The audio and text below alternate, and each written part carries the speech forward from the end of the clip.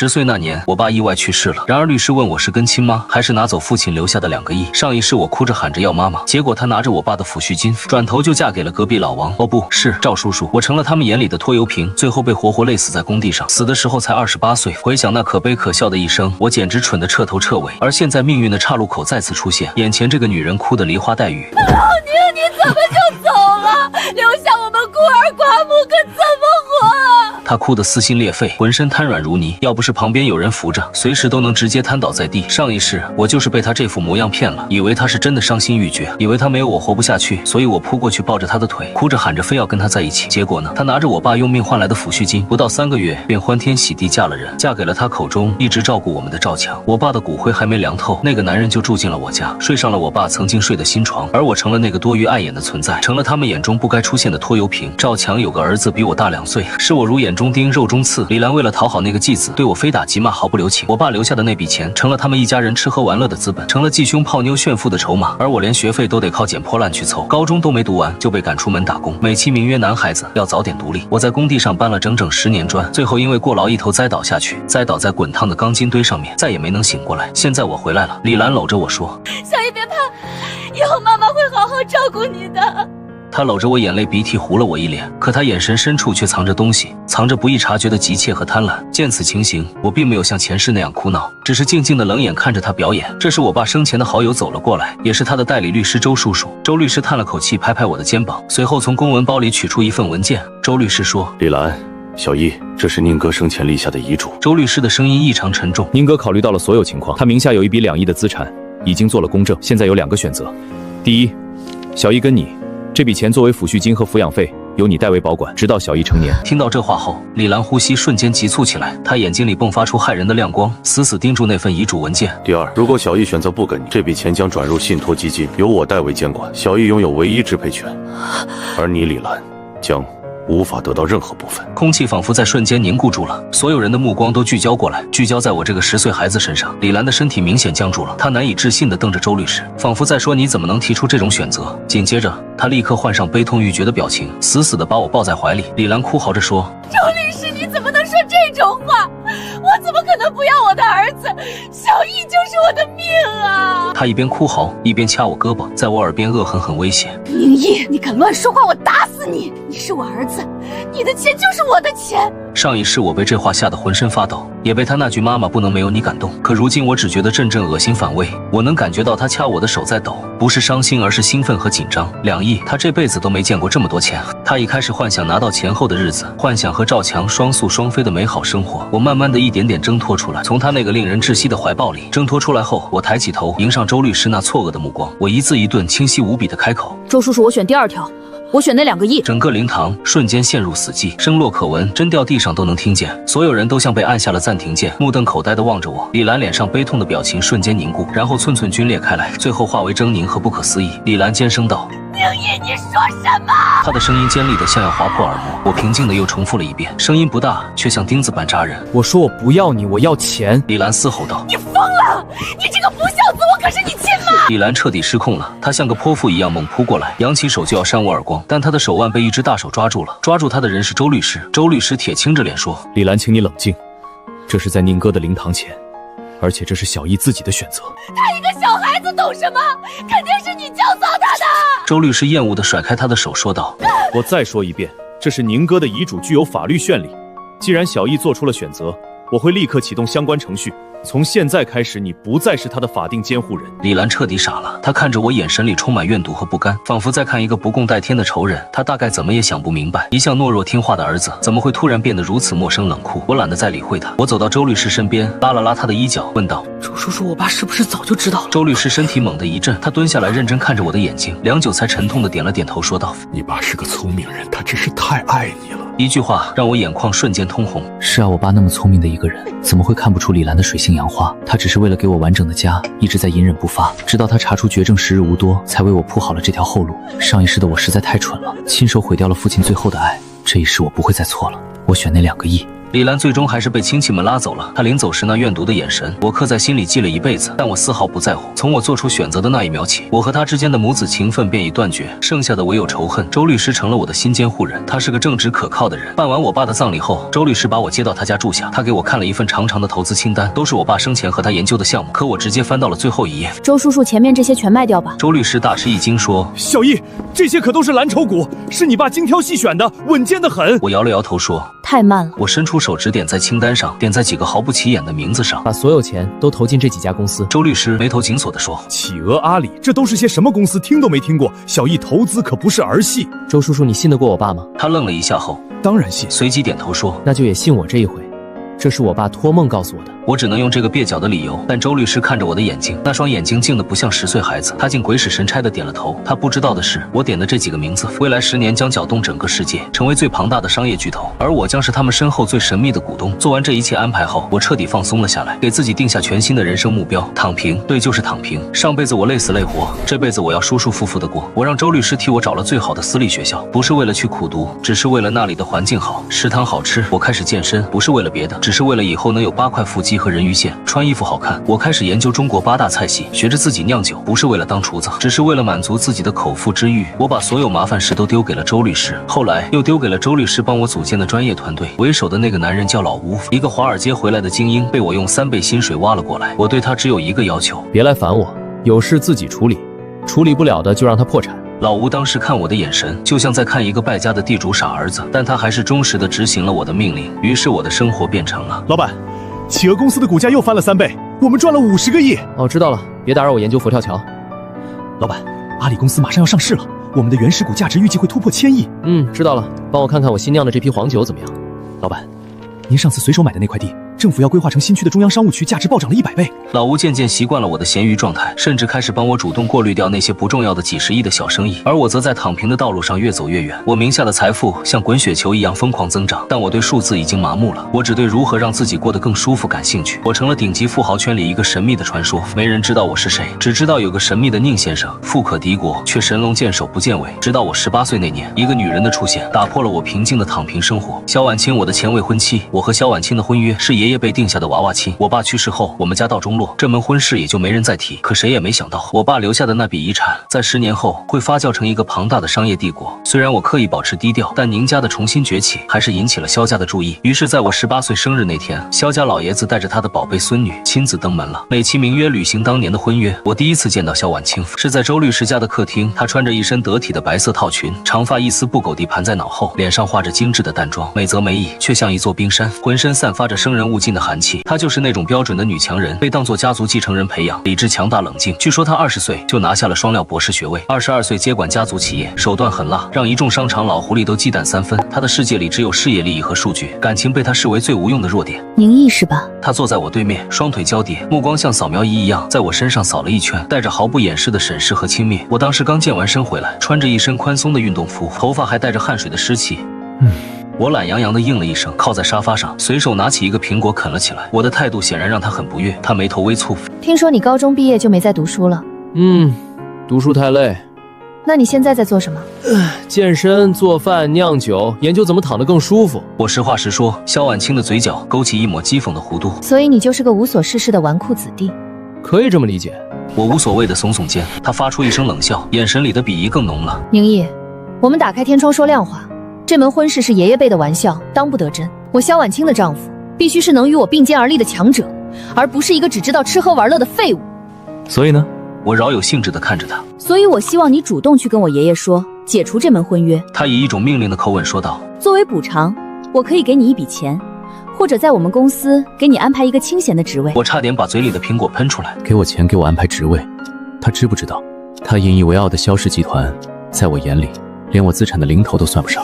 我看着他那副高高在上的样子，突然觉得很有趣。上一世我连见他一面的资格都没有，这一世他却坐在我面前，用施舍的语气要补偿我。我擦了擦嘴，笑眯眯地说道：“好啊。”萧婉清愣了一下，似乎没想到我答应的这么爽快。你想要什么补偿？他恢复了那副冰山脸。我不要钱，也不要职位，我站起身走到他面前，俯下身凑到他耳边，他下意识地想后退，但身体却僵住。我能闻到他身上那股冷冽的香水味。我压低声音，用只有我们2个人能听到的音量说：“我要你亲自去跟你爷爷说，是你配不上我宁毅。”萧婉清的瞳孔猛地一缩，她大概这辈子都没听过这么狂妄的话。她猛地推开我，站了起来，俏脸因为愤怒而涨得通红。宁毅，你不要给脸，不要脸！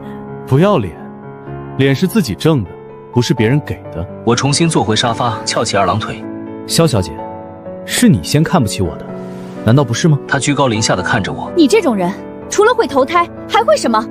整天无所事事，混吃等死，和寄生虫有什么区别？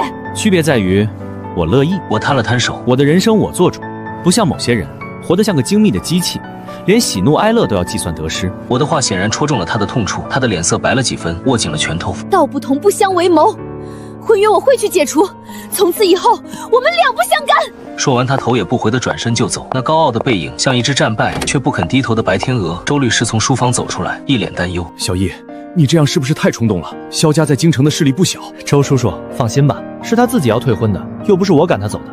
再说，一个连自己婚姻都做不了主的人，能有多大出息？我看着萧婉清消失的方向，眼神里没有一丝波澜。上一世他是高悬于天的明月，我连仰望的资格都没有。这一世他在我眼里，不过是个被家族困住的可怜人罢了。我期待着会是怎样一副崩溃的表情，那一定很有趣。未婚风波很快就平息了，萧婉清说到做到。没过几天，萧家就正式宣布解除了婚约。我乐得清静，继续过我的躺平生活。老吴的电话依旧每天准时响起，汇报着我又赚了多少个小目标。我的个人财富已经膨胀到了一个我自己都懒得去计算的恐怖数字。但我依旧每天穿着几10块的运动服，开着一辆普通的代步车，穿梭于健身房和菜市场之间。直到有一天，我在一家快要倒闭的甜品店里遇到了一个天使。那是一家开在老城区巷子深处的店，店面很小，装修的古色古香，卖的是一些快要失传的中式甜品。我被门口那块手写的木牌吸引了，今日特供桂花糖蒸栗粉糕。这道甜品是我小时候我爸最喜欢做给我吃的。我推门而入，风铃发出一阵清脆的响声，一个穿着淡青色旗袍的女孩从后厨走了出来。她长发及腰，素面朝天，脸上带着一丝被惊扰的错愕。看到她的那一刻，我的心脏漏跳了一拍，那是一种很奇妙的感觉。她不像萧婉清那样美得有攻击性，却像一汪清澈的泉水，干净纯粹，让人看一眼就觉得心安。请问还有桂花糖糖蒸栗粉糕吗？我开口问道，声音竟然有些干涩。女孩愣了一下，随即露出了一个温柔的笑容，像春风拂过湖面，漾起圈圈涟漪。有的，您请坐，我这就去给您拿。她的声音也很好听，软软糯糯的。我找了个靠窗的位置坐下。很快，她端着一碟精致的糕点走了过来，放在我面前。栗粉糕被做成了小小的梅花形状，上面点缀着晶莹的桂花糖，散发着诱人的甜香。我拿起一块放进嘴里，就是这个味道，和我爸做的一模一样。一股暖流从心底涌起，我的眼眶竟然有些湿润。怎么样？好吃吗？女孩在我对面坐下，双手托着下巴，一脸期待地看着我。我由衷的赞叹，和我爸做的一个味道。真的吗？她眼睛一亮，这道甜品的方子是我奶奶传下来的，她说现在已经很少有人会做了。你奶奶一定是个很厉害的人。她骄傲地挺了挺小胸脯。是啊，我叫沈幼雏，这家店就是我开的。你呢？我叫宁毅。我们就像认识了很久的朋友一样聊了起来。我才知道他家学识渊源，祖上是御厨，他从小就对这些传统手艺耳濡目染。他不喜欢大公司的朝九晚五，就自己开了这家小店，只想把这些美好的味道传承下去。他的价值观竟然和我惊人的相似，我们都喜欢慢节奏的生活，都对传统文化有着近乎固执的热爱。那天下午，我就坐在那家小小的甜品店里，和他聊了很久很久。阳光透过窗棂洒在他身上，为他镀上了一层金色的光晕。我看着他说话时亮晶晶的眼睛和那不经意间露出的可爱笑容，心里某个地方好像被什么东西填满了。我突然觉得，我那颗因为重生而变得苍老又坚硬的心开始重新变得柔软。从那天起，沈幼楚的甜品店成了我新的据点。我每天都会去雷打不动，有时是去吃一份他新研制的甜品，有时是去喝一杯他亲手泡的茶。更多的时候，我只是坐在那里，静静地看着他忙碌。他很忙，店里只有他一个人，备料制作、招待客人、打扫卫生，他都亲力亲为。但他从不抱怨，脸上总是挂着满足的笑容。我开始学着帮他，一开始是帮忙洗碗，后来是帮忙择菜，再后来，他甚至允许我进他的后厨看他制作甜品。他的后厨不大，但收拾得井井有条，各种器具都摆放得整整齐齐。他工作的时候很专注，像一个虔诚的艺术家。看着他那双纤细的手，如何将普通的食材变成一件件精美的艺术品，是一种享受。有一次，我在帮他搬一袋很重的面粉，因为刚健完身，我只穿了一件紧身的运动背心。沈幼楚站在我身后，看着我因为用力而奔起的肌肉，脸颊微红。宁毅，你身材真好。我放下米袋，转过身，故意挺了挺胸。想试试手感吗？我以为他会害羞地跑开，没想到他竟然真的伸出了手，指尖微凉，带着一丝糯米的甜香，轻轻戳在我腹肌的沟壑里。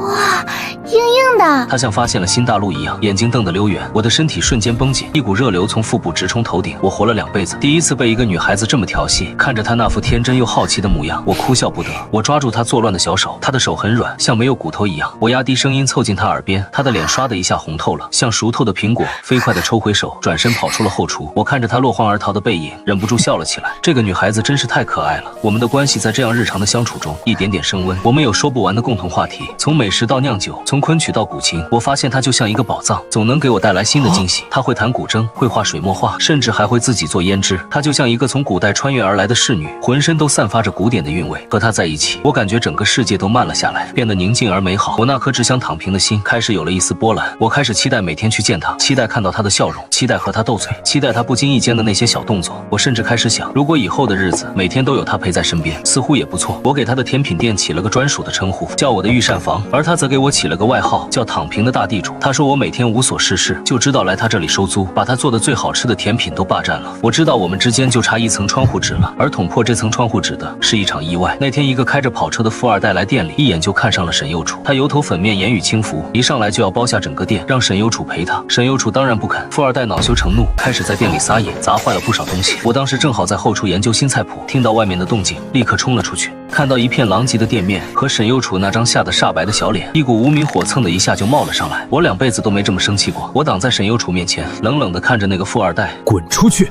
你他妈谁啊？敢管老子的闲事儿！富二代嚣张地指着我的鼻子，我没说话，只是拿出手机拨通了老吴的电话。老吴，帮我查个车牌号，5分钟内让他和他家里的公司在京城消失。富二代愣了一下，随即爆发出一阵狂笑。笑死我了！你以为你在拍电影啊？还5分钟让我家消失？你知道我爸是谁吗？我静静地看着他，像在看一个死人。不到3分钟，富二代的手机响了，他接起电话，脸上的笑容瞬间凝固。什么爸？你说什么？公司的账户被冻结了，所有的合作都取消了，怎么可能？我们得罪了谁？他的声音因为恐惧而颤抖，最后他扑通一声跪倒在地，手机从手里滑落。他抬起头，用一种看怪物的眼神看着我，嘴唇哆嗦着，一个字也说不出来。现在可以滚了吗？我淡淡的说道。他连滚带爬的跑了出去，连他那辆骚包的跑车都不要了。店里恢复了安静，沈右楚看着我，漂亮的眼睛里充满了震惊和一丝崇拜。你，我转过身看着他，心疼的帮他擦掉脸上的泪痕。别怕，有我在。说完，我没等他反应，低下头吻住了他那微凉的嘴唇。沈右楚的嘴唇和我想象中一样柔软，带着桂花糖的清甜。他先是僵住了，像一只受惊的小鹿，随即慢慢的放松下来，笨拙的回应着我。这个吻很轻很浅，却像一道电流击中了我的心脏。良久，我才恋恋不舍地放开他。他低着头，脸红的能滴出血来，不敢看我。沈右楚，我捧起他的脸，让他看着我的眼睛，认真的说道：做我女朋友好吗？他咬着嘴唇，长长的睫毛像蝴蝶的翅膀一样颤动着。过了好一会，他才像蚊子哼一样，轻轻地嗯了一声。我笑了笑，像个傻子。我把他紧紧地拥入怀中，感觉自己拥有了全世界，两世为人。我第一次体会到什么是心动，什么是幸福。他在我怀里闷闷地说道：你刚才好吓人。吓到你了？你一个电话就能让一个公司破产，宁毅，你到底是什么人啊？我看着他清澈又无辜的眼睛，知道我不能再瞒着他了。我跟你说过，我是一个躺平的大地主。我刮了刮他的鼻子，我的地比较多而已。我把我的故事选择性的告诉了他，当然重生的秘密我没有说，我只说我爸给我留了一大笔遗产，我靠着这笔钱做了一些投资，赚了点小钱。沈右楚眨了眨眼，一点小钱能让一个公司5分钟内破产的是多小的一点钱？我想了想，用一个他能理解的方式说道：大概就是你的甜品店，我可以买下几万个吧。沈右楚倒吸了一口凉气，他掰着手指头算了半天，然后一脸震惊地看着我。你是千亿富翁？我点了点头，他沉默了。我心里有些忐忑，我怕他会因为我们之间巨大的贫富差距而退缩。没想到他沉默了半天，突然抬起头，一脸严肃地看着我。宁毅，你听好了，以后你的钱就是我的钱，我的钱还是我的钱。我愣了一下，随即哈哈大笑起来。我把他抱起来，原地转了好几个圈。好，都听你的，我的御膳房主管。他被我转得晕头转向，只能搂着我的脖子，发出银铃般的笑声。我知道我没有选错人，我爱的是沈右楚这个人，而不是他身上那些附加的光环。和沈右楚在一起后，我的躺平生活变得多姿多彩起来。我们一起研究新的甜品，一起酿新的酒。他会拉着我去逛清晨的菜市场，为了1毛钱跟小贩争得面红耳赤。我也会带着他去吃米其林3星的餐厅，让他品尝世界各地的美食。他喜欢摸我的腹肌，说手感很好，像搓衣板。我喜欢吻他的喉结，看他因为站立而泛红的脸颊。我们像所有热恋中的情侣一样甜蜜腻歪。老吴对此表示，他每天都要被狗粮撑死。老板，这是环宇集团的收购案，需要您签字。放那儿吧，我先给右厨做个冰糖雪梨。老板，这是欧洲皇室的晚宴邀请函。推了吧，我要陪幼雏去看新上映的电影。老板，萧氏集团的萧总想约您见一面，谈一笔合作。老吴说到萧总的时候，小心翼翼地看了我一眼，我的手顿了一下。萧婉清这个名字我已经很久没有听到了。我淡淡地问道：“他找我干什么？”老吴解释道：“萧氏集团最近资金链出了问题，急需一笔大额投资。他们打听到我们一帆顺丰想寻求合作。一帆风顺是我让老吴成立的投资公司，也是我庞大商业帝国中最不起眼的一个小角落。但即使是这个小角落，对于萧氏集团来说，也是需要仰望的庞然大物。真是风水轮流转。当初那个高高在上，说我配不上他的冰山总裁，现在竟然要来求我投资了。我嘴角勾起一抹玩味的笑容，告诉他，想谈可以让他亲自来我的御膳房。御膳房就是幼雏的甜品店。老吴一脸懵逼，让他带着方案来，我看看他的诚意。我倒要看看。当萧婉清看到我和沈幼楚在一起，看到他曾经最看不起的废物，如今成了他必须仰望的存在时，会是怎样一副精彩的表情？我真是越来越期待了。萧婉清来的时候，我正在后厨给沈幼楚做她最爱吃的蟹粉小笼包。我穿着一件白色的厨师服，身上系着围裙，手上还沾着面粉。沈幼楚则像只小猫一样，从后面抱着我的腰，下巴搁在我的肩膀上，一边偷吃我刚蒸好的蟹黄，一边指挥我：“这里褶子捏得不好看，重来。”哎呀，汤汁要漏出来了，笨蛋！这个勉强合格，本总管准了。我任由他胡闹，时不时侧过头亲一下他的脸颊。厨房里充满了食物的香气和我们之间甜蜜的空气。萧婉清就是在这个时候推门进来的。她今天穿了一身黑色的职业套装，头发依旧梳得一丝不苟，脸上带着疲惫和焦虑，但依旧努力维持着她那冰山总裁的架子。当她看到眼前这幅场景时，整个人都石化了。她大概做梦也想不到，传说中神秘莫测、手眼通天的一帆风顺的幕后老板，竟然会是她当初最看不起的那个废物。更让她想不到的是，这个废物此刻正系着围裙，在一个小小的甜品店后厨为一个女孩子亲手做羹汤，而那个女孩子正用一种宣示主权的姿态亲密地抱着她。萧婉清的脸色瞬间变得煞白，她那双一向冷静理智的眼睛里充满了震惊、困惑，以及一丝她自己都没察觉到的狼狈。萧总，你来了。我仿佛才看到他擦了擦手，解下围裙，不咸不淡地打了个招呼。沈幼楚也从我身后探出小脑袋，好奇地打量着萧婉清，然后小声问我：“宁毅，他是谁啊？看起来好凶哦。”一个来要饭的。我笑了笑，捏了捏他的鼻子。沈幼楚没忍住笑了出来。萧婉清的脸瞬间由白转青，再由青转红，精彩纷呈。她握紧了拳头，指甲深深地嵌进了掌心。她从牙缝里挤出几个字：“宁毅，你别太过分。”过分？我挑了挑眉。萧总，我没记错的话，当初是你亲口说我们两不相干的，现在又主动找上门，不是来要饭，是来干嘛的？我拉着沈幼楚走到外面的桌子坐下，将一笼热气腾腾的小笼包放在他面前。尝尝刚出炉的。然后我才慢悠悠地看向萧婉清，做了一个请的手势。萧总，坐吧，有什么事说吧。我的态度轻慢随意，就像在打发一个无关紧要的人。这和他想象中的商业谈判完全不一样，没有剑拔弩张，没有唇枪舌剑，只有碾压，赤裸裸的全方位的碾压。萧婉清深吸了一口气，强迫自己冷静下来。她拉开椅子，在我对面坐下，从包里拿出一份厚厚的文件，推到我面前。宁先生，这是我们萧氏集团未来5年的发展规划，以及这次的融资方案。我希望……停！我抬手打断了他。萧总，你好像搞错了一件事。什么？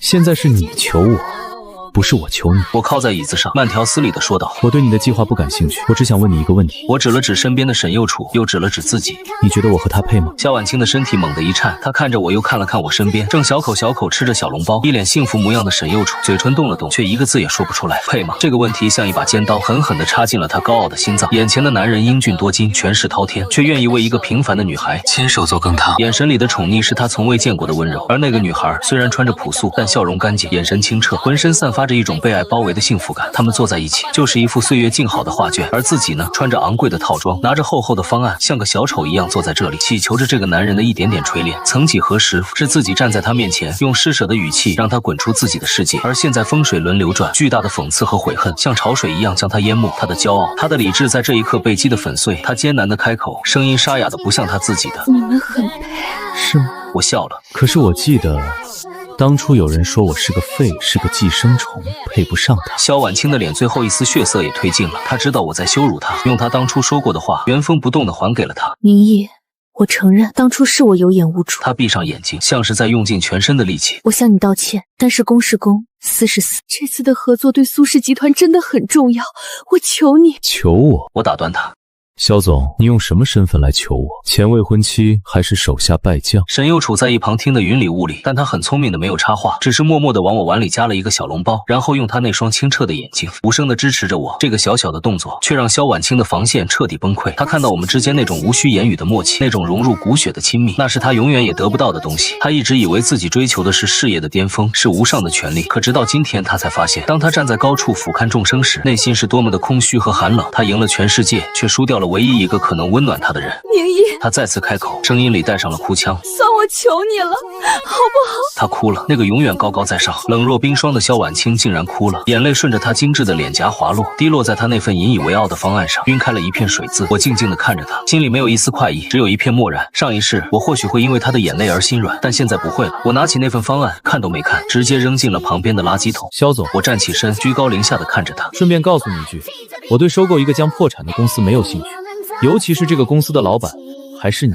说完，我不再看他，拉着沈佑楚的手，转身走进了后厨。身后传来了萧婉清压抑不住的崩溃的哭声。我知道，从今天起，这个女人的骄傲被我亲手碾碎了，而这仅仅只是一个开始。萧婉清失魂落魄的走了，我没有再关注她的后续，因为一个更恶心的人找上门来了。李兰，我的亲生母亲，她不知道从哪里打听到了沈佑楚的甜品店，直接堵在了门口。10年不见，她老了很多，也憔悴了很多。当年那个风韵犹存的女人，如今眼角爬满了皱纹，头发也夹杂着银丝，身上穿着廉价的地摊货，一脸的市侩和算计，一看就知道这些年她和赵强过得并不好。上一世他们拿着我爸的钱挥霍无度，赵强又染上了赌博，很快就把家底败光了。这一世没有了我爸那笔钱，他们估计过得更加艰难。他一看到我就扑了上来，想像10年前那样抱住我，我嫌恶的侧身躲开。小叶，我的儿子，妈妈可算找到你了。他又开始他那套哭天喊地的表演。有事说事，我冷冷的说道，没事就滚。小叶，你怎么能这么跟妈妈说话？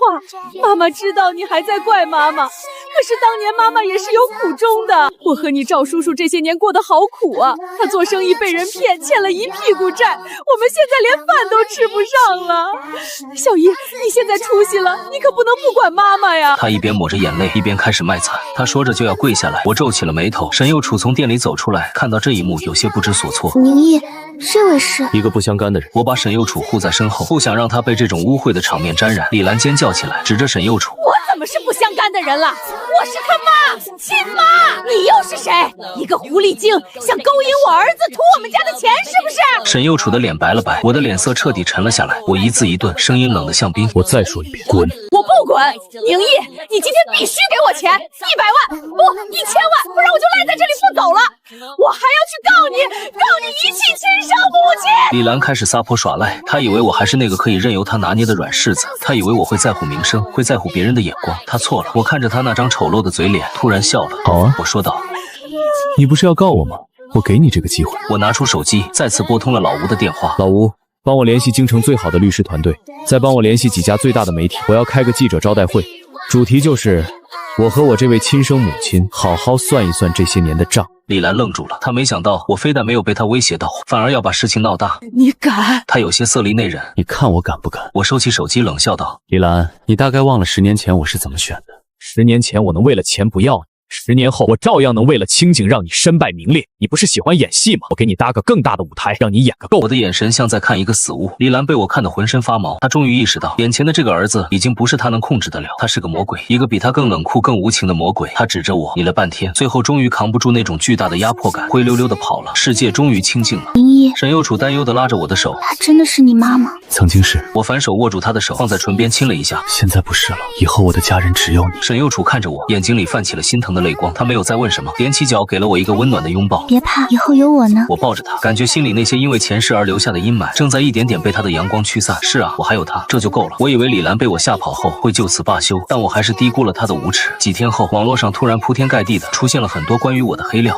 神秘富豪宁毅竟是当代陈世美，为娶豪门女抛弃糟蹋母。惊天秘闻，100亿富豪发身时竟是靠吸血亲生母亲，慈母泣血控诉。我的儿子被狐狸精拐跑了。